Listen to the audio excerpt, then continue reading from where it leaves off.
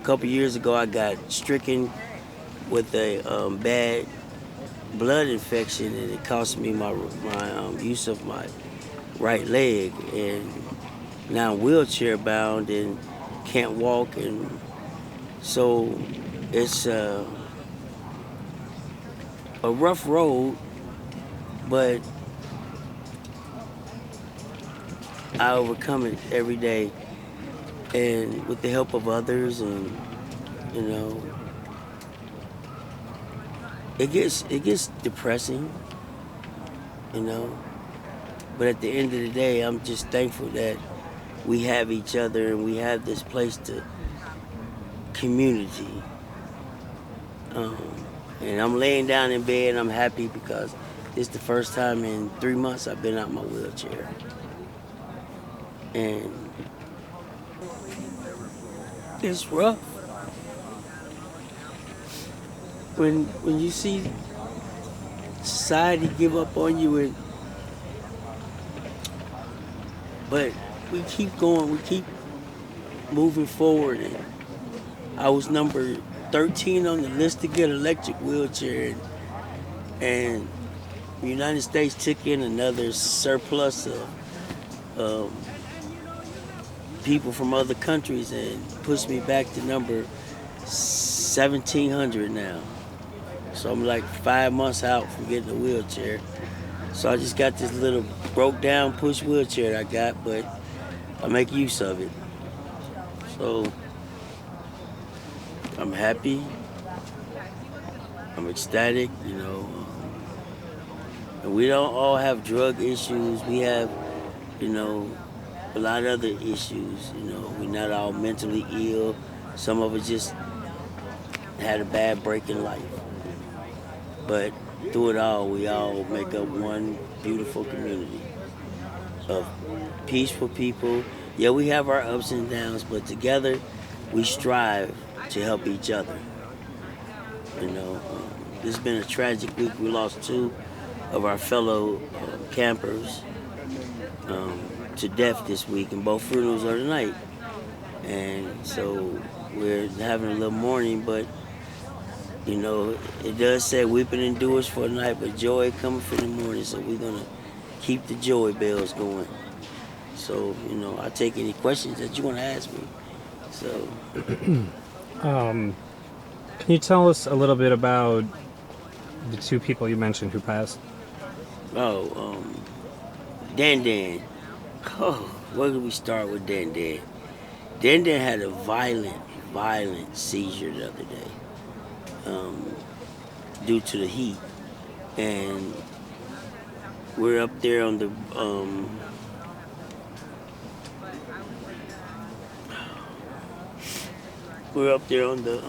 wall, we call it, and he was in his tent, and the seizure was so violent that the whole tent was shaking. And we went over there and checked on him and got him on his side, and he was breathing pretty good, but the seizure had did his number. And but the nurse came in and started treating him for OD, and he hadn't even OD.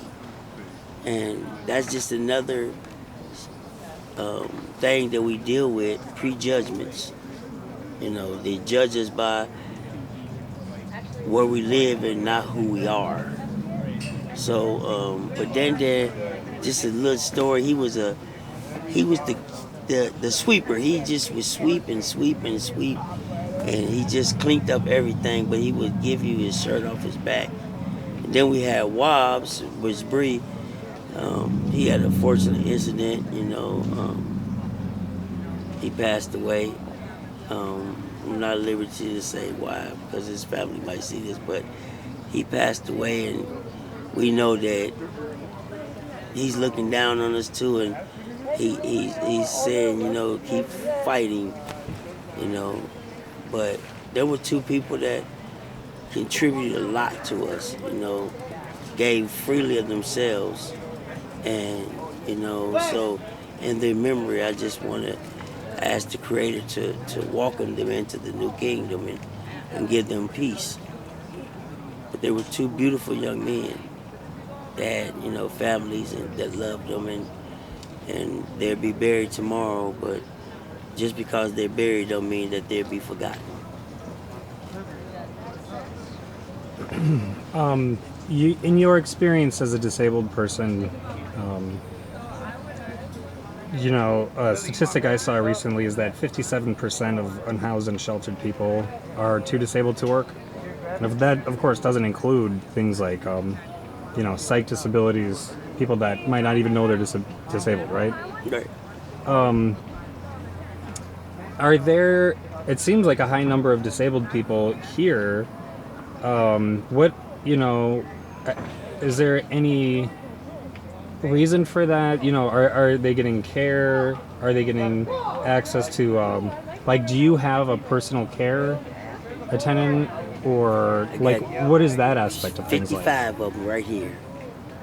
Any given day, any one of them will lend a hand.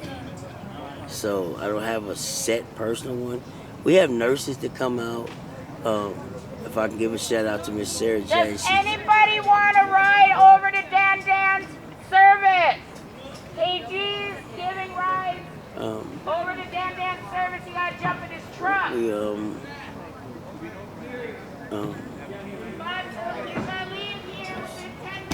lost my train of thought. We have nurses that come out, and Sarah Jane was one good nurse. She just retired.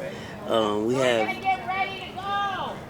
medics that come out, and so we have a lot of people that shows us care, but most of the time it's just each other.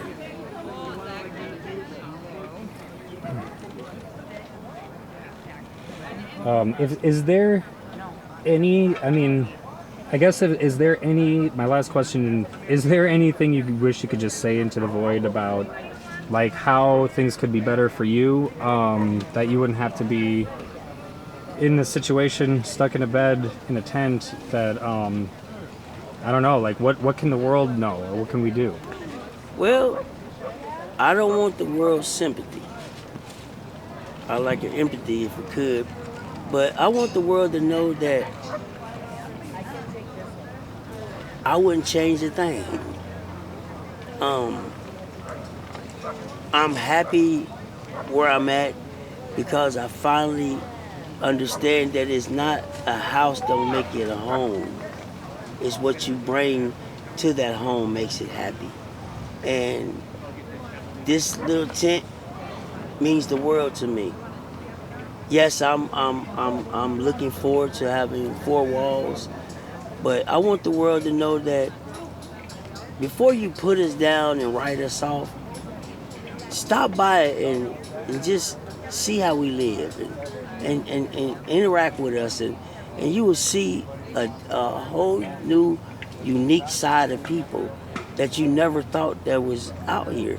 They classify us as all drug addicts and winos and vagabonds, but there's a lot of us have 3 or 4 degrees and different things. It's just been some breaks in life that has caused us to fall short. So now that we've fallen short, we need society to lift us back up and be a stigma to say that, look, even though you've fallen, Joseph, we're going to give you another chance. We're not going to just throw you to the wolves. This disability is not a hindrance to me. It's been a blessing to me because it allowed me to depend on other people and show some humility and some humbleness. So I want the world to know that we are human just like y'all are. We wake up every morning, and I don't know what someone, but I just thank God every morning I wake up for another opportunity. Even though I can't walk and I can't get out of bed by myself, I'm happy. I'm happy with the person that God has created here. He took a stubborn man that worked at 40 hours overtime every week, that didn't have a care in the world, but gave me some humility and humbled me at the same time. So I'm glad to be where I'm at because I know I can do nothing but go up from here. So with that, I thank the voice and have a good day.